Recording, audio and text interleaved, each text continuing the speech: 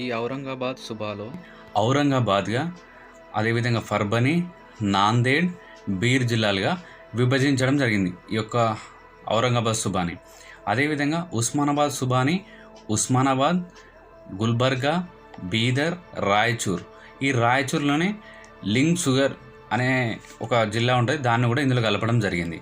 అదేవిధంగా గుల్షనాబాద్ సుబాలో ఉమ్మడి మెదక్, నిజామాబాద్, మహబూబ్ నగర్, నల్లగొండ, ఆత్రబల్దా అంటే ఏంటంటే హైదరాబాద్.